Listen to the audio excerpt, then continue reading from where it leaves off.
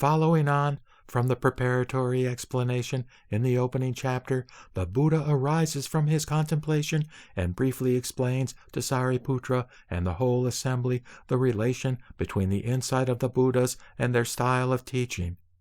The audience, including Sariputra, who was supposed to be one of the wisest of his disciples, fails to understand his meaning, and so Sariputra, as spokesman, requests a further explanation. At first, the Buddha demurs on the grounds that he would merely startle and perplex people, but when the request is repeated twice more, he agrees to speak. At this point, 5,000 haughty members of the audience withdraw, believing that they have already attained what there is to attain, and then the Buddha begins again to expound at some length the doctrine of skillful means. The theme is already briefly anticipated in the description of the heart-searching of the audience and in Sariputra's first request, although it does not appear in the repetitions of the request, which stress instead the willingness of large numbers of the audience to hear a fuller exposition with respect. The perplexity of the audience has three aspects. Firstly, why does the Buddha now so earnestly praise the practice of skillful means? Secondly, why does he say that the Dharma which he has obtained is so profound and difficult to understand? Thirdly, what does this mean with regard to the one principle of emancipation leading to nirvana, which has already been declared, and which is followed by monks, nuns, and lay devotees, both male and female, who seek to become Shravakas and Pratyeka Buddhas? In Sariputra's request for further elucidation, the supreme skillful means is again closely identified with the Dharma itself, and both are spoken of as the property of all Buddhas. Thus he asks, "What is the cause and what is the reason for so earnestly extolling the supreme skillful means, and the very profound, mysterious Dharma of the Buddhas, which is so difficult to understand?" Sariputra goes on to say, "From of yore I have never heard such a discourse from the Buddha." But this latter statement refers only to Sariputra's experience of the present Buddha and does not indicate the overall standpoint of the sutra. Similarly, the audience as a whole was perplexed because hitherto only one principle of emancipation has been declared, namely the teaching of nirvana, which they have already received. To the audience, including Sariputra, a new teaching seems to be in the offing.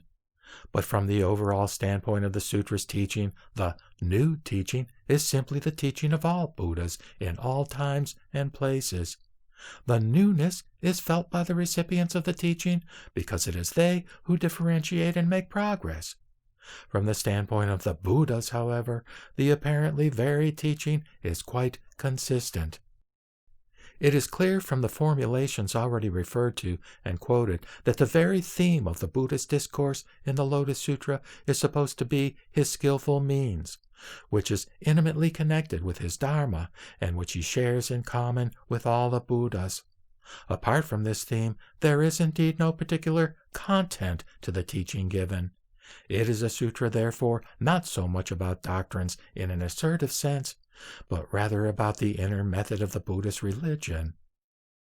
For example, there is little concern about whether there is an attainable goal, nirvana, or not, but there is much concern about the whys and wherefores of such a goal being held out for people to entertain and about what they should do with it.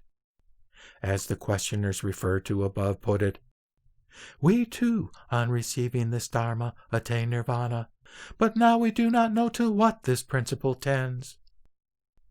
The sutra is about the correct use of existing religious procedures. It does not propose the setting up of new religious procedures, though it perhaps encourages a certain widening of outlook with regard to permissible accessories. Since it is about a religious method, it is not a speculative writing, but an extremely practical, spiritual one. It is not about doctrines in the pedestrian sense that it sets out a series of doctrines for memorization or assent. There are no new teachings as such which could be straightforwardly enumerated. Hence the reaction of some on a first reading that the much heralded new revelation of the Buddha never amounts to anything much. Nevertheless, although there is no new content, what does emerge is a controversial new style for understanding the existing teaching, and in this sense the sutra is indeed about doctrine.